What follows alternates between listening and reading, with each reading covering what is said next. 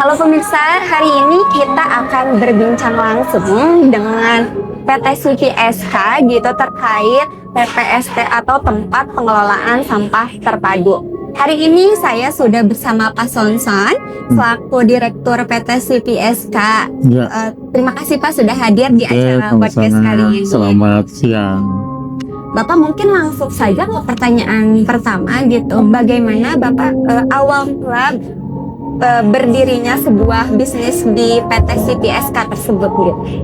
Ya sebenarnya PT CVSK itu bisnis utamanya adalah penyedia teknologi alat mesin khususnya di dalam mengelola biomasa. Termasuk biomasa itu ada sampah, ada limbah ternak, limbah pertanian ya. Nah, tapi kemudian di akhir-akhir ini ada tantangan baru di mana masyarakat dan khususnya pemerintah berhadapan dengan persoalan sampah yang makin tidak bisa terkelola karena TPA makin sulit tanahnya, lalu regulasi mengharuskan juga sampah itu dilarang masuk ke TPA gitu, sehingga dengan demikian diperlukan teknologi yang bisa menjawab persoalan ini. Nah, kami masuk di melakukan jasa pengelolaan sampah gitu. Pak, mungkin kenapa bisa terbentuknya sebuah ide gitu dari pengelolaan dari sampah gitu ya? Ya karena sampah itu kalau secara bisnis, sampah itu kan berharga negatif. Maksudnya harga negatif itu adalah kalau kita menerima sampah sebagai bahan baku, sebenarnya kita dibayar oleh penimbul sampah. Jadi di dalam ekonomi itu adalah sebuah anomali, sebuah kelainan ya, bahwa ada sesuatu materi atau sesuatu pengolahan yang bahan bakunya bukan harus beli tetapi malah dibayar. Itu adalah sampah. Jadi dengan demikian kami menawarkan, salah satunya di Banjaran itu kami membuat TPST. TPST itu menawarkan kepada penimbul-penimbul sampah, pabrik atau rumah-rumah, perumahan maksudnya, atau misalnya hotel, restoran, untuk sampahnya dikelola oleh TPST itu dengan membayar pada tarif saat ini Rp350.000 per ton. Itu. Pak, mungkin apakah ada konsep utama gitu dalam pengelolaan sampah yang diterapkan di PT CVSK? Pada prinsipnya kita walaupun dikritik atau dipertanyakan oleh banyak pihak, kenapa alat mesinnya harus anggaplah lebih mahal daripada yang umum gitu. Karena kita mempunyai prinsip-prinsip, misalnya kalau mengolah sampah hanya menjadi kompos, itu mungkin dengan mesin yang relatif sederhana itu sudah bisa. Tetapi kami mempunyai keinginan untuk ada teknologi yang bisa kita terapkan, adalah sekarang ada istilah kompos nano. Berbeda dengan kompos biasa ya.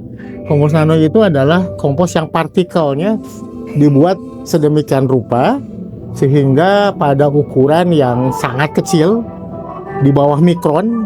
Misalnya hasil uji labnya kami punya partikel itu sudah bisa sampai 200 nanometer. Artinya di bawah lubang stomata daun yang 1 mikron.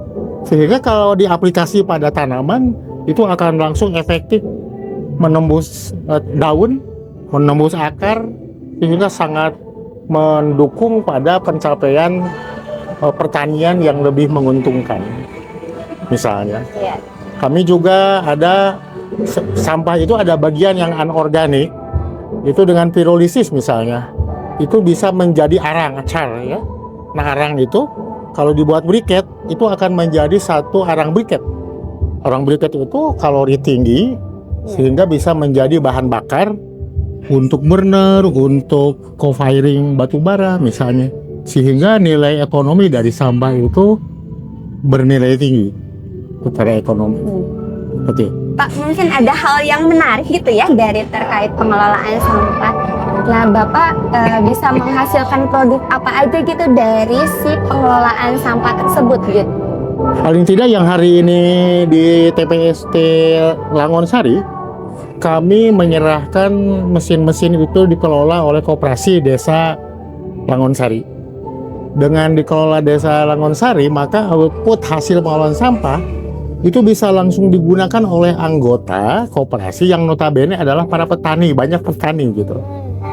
Nah, apa yang dilakukan output daripada pengolahan sampah sekarang, organiknya itu telah diolah sehingga menjadi sekurangnya satu kompos nano. Yang kedua pupuk nano, yang ketiga adalah biochar. Biochar ini di masyarakat belum banyak yang tahu, tapi sangat efektif memperbaiki kesuburan kebun, kesuburan lahan ya.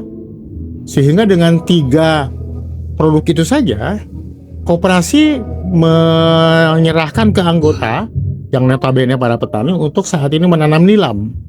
Nilam itu adalah bahan nantinya lebih lanjut sebagai bahan utama yang sangat penting di dalam produksi parfum, kosmetik gitu ya. Harganya pun bernilai tinggi ya, 1 kilo bisa di atas 1 juta rupiah misalnya, minyaknya itu.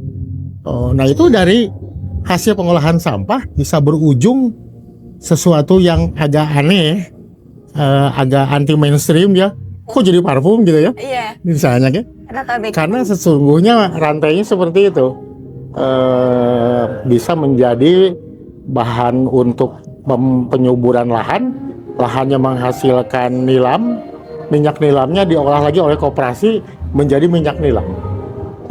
Kemudian sedangkan anorganiknya itu dijadikan arang, dan arangnya itu bisa menjadi bahan bakar pada saat memasakkan daun nilam menjadi minyak nilam. Menggantikan yang selama ini para petani yang selama ini membuat minyak nilam itu dari bahan bakar kayu. Nah, kita dengan adanya arang briket itu bisa menggantikan kayu bakar sehingga lebih green ya, lebih hijau lah, untuk bisa mengatasi kebutuhan bahan bakar di dalam pemasakan nilam menjadi minyak nilam. Cukup menarik juga ya, salah satunya parfum ya dari pengolahan sampah gitu. Nah mungkin itu tuh bagaimana sih Pak proses dari sampah seperti apa gitu, apakah non organik atau organik gitu, untuk bisa menghasilkan suatu produk tersebut gitu, salah satunya adalah parfum.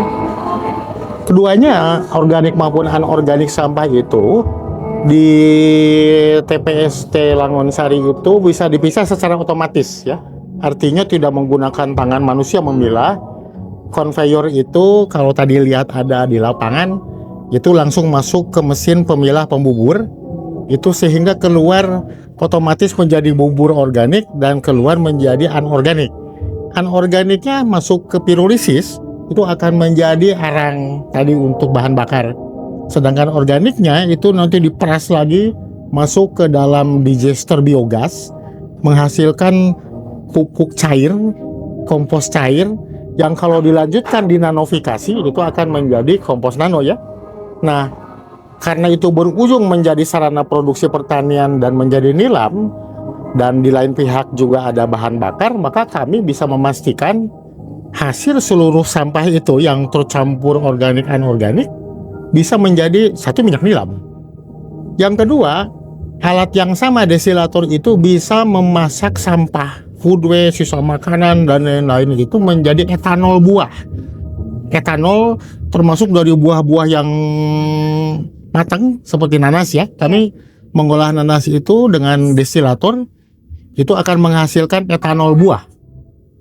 Etanol buah dengan minyak nilam atau disebut patchouli oil itu 2 bahan utama pembuatan parfum. Di samping nanti tinggal pewanginya, ciri essential oilnya. Maka per hari ini satu-satunya koperasi merah putih mungkin di Indonesia yang memproduksi parfum adalah Koperasi Desa Merah Putih Langonsari, Pemengkut Kabupaten Bandung. Seperti itu Juga ya. Dan ini alami, jadi memang berbeda dengan yang sering orang gampang membuat parfum hanya dari alkohol dengan misalnya pewangi-pewangi itu ya. Tetapi kan banyak orang yang sangat sensitif kulitnya karena iritasi ya kalau itu adalah sintetik. Yang kedua juga kalau terlalu sering menghirup wangi sintetik itu juga konon secara kesehatan kan tidak bagus. Iya. Nah, yang kita tawarkan sebetulnya parfum Elsari atau Langon Sari itu adalah parfum yang alami. Ada proses, ada storytellingnya nih, dibuat dari kompos hasil olahan sampah yang sangat green, Iya. kemudian jadi penyubur tanaman kan, nilamnya dipanen dan menjadi patchouli oil atau bahan parfum juga. Berarti Pak itu masih masih untuk bekerja sama dengan Koperasi Merah Putih ya? Apa itu tuh bisa diperjualkan selain dari Koperasi Merah Putih ini gitu, bisa diperjualkan secara bebas gitu atau bagaimana tuh? Apanya yang bisa dipergunakan bebas? Contohnya parfum Iya, gitu. itu bebas dijual. Oleh koperasi sudah dijual. Secara online ya, sekarang masih secara online. Berarti itu melalui marketplace apa tuh Pak? Yang di Tokopedia misalnya ada Elsari parfum alami ya, parfum alami. Ah iya Pak.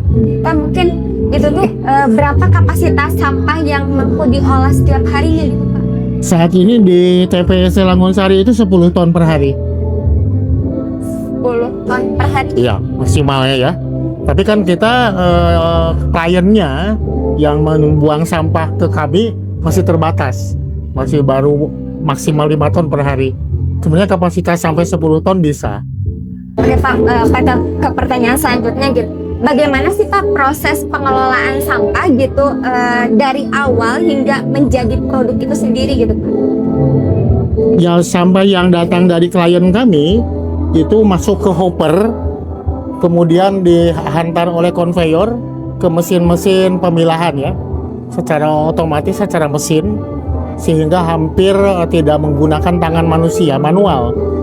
Maka karyawan TPSC yang kapasitas 5 tonan itu hanya 3-4 orang saja.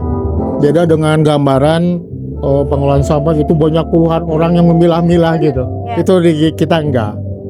Dan kemudian prinsip pengelolaan sampah itu juga jangan dilupakan adalah biaya kan. Biaya itu sangat penting pada efisiensi atau untung rugi sebuah pengelolaan. Jadi kami memperhatikan jumlah orang sesedikit mungkin, karena biaya yang terlalu mahal akan menyebabkan pengelolaan sampah menjadi tidak menarik untuk dilakukan secara bisnis. Jadi seharusnya memang TPST itu didesain untuk bisa menyelesaikan sampah secara bisnis. Artinya jangan pengelolaan sampah itu hanya seolah-olah gerakan dari masyarakat yang kadang-kadang semangkanya turun lalu berhenti kan gitu. Ya. Kalau bisnis itu kan bisa berkelanjutan. Kalau menguntungkan, masyarakat itu bisa melakukannya sehingga berkelanjutan gitu. Nah, pengelolaan sampah kita didasarkan pada prinsip-prinsip supaya menguntungkan sehingga dapat berkelanjut. Pak, apakah teknologi ini bisa dijadikan diterapkan di tingkat desa maupun tingkat RT atau RW? Pada dasarnya harus diterapkan pada skala tertentu ya. Misalnya 5 ton. Kalau terlalu kecil kan biasanya menjadi tidak efisien ya. Kita sarankan contoh yang di Langon Sari sebagai suatu model yang dapat diduplikasi, yang dapat direplikasi di tempat lain. Ya kalau kasusnya sama bisa mengumpulkan sampah 10 ton sehari misalnya. Tetapi bukan sekedar sampah yang bebas, harus sampah yang berbayar.